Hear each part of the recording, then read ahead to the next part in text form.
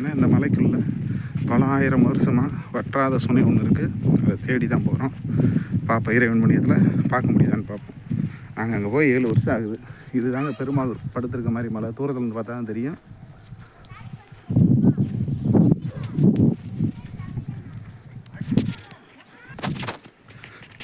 தேடி போகிறோம் சுனையை பார்ப்போம். அம்மா புண்ணியத்துலேயும் இறைவன் புண்ணியத்துலேயும் பார்க்குறோமான்னு. அந்த சுனையை பார்த்தீங்கன்னா இங்கேருந்து தான் டெய்லி இந்த சிவபெருமானுக்கு அழகலீஸ்வருக்கும் இருக்கும் அபிஷேகத்துக்கு எடுத்துகிட்டு போவாங்க தண்ணியை. இதுதாங்க இன்னும் கொஞ்சம் பின்னாடி போய் பார்த்தா தெரியும். இதில் கால் எங்களுக்கு தெரியுது, கால் கை அந்த வரிகள்லாம் தெரியுது.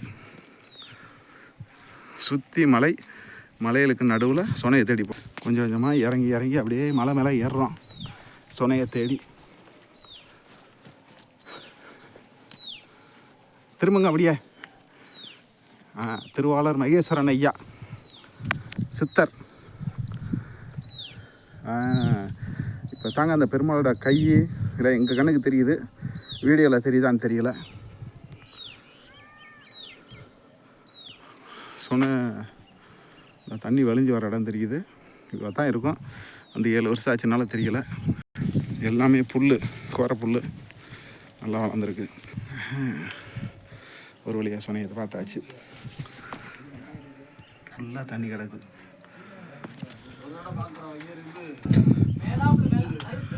நண்பர் ஒருத்தர் தண்ணிக்கு என்னோட கொடுத்தாரு. அதில் தான் பிடிச்சி குடிக்கிறோம். இது பார்த்தீங்கன்னா ஒரு அடி கேப் தான் இருக்கும். ஆனால் உள்ள ஒரு 20-30 அடி நீளத்துக்கு தண்ணி தேங்கி நிற்கிது.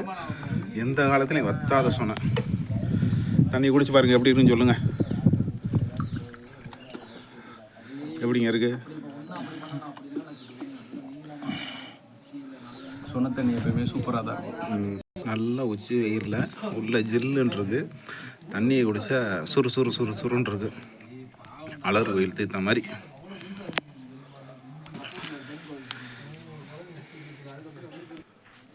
இதுதான் தீர்த்தம் எடுத்த இடம். சரியான பாறை.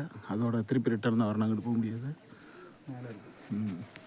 ஆனால் என்ன 2-3 தீர்த்தங்க இருக்குது. பழைய ஆளுகளுக்கு தான் தெரியாது.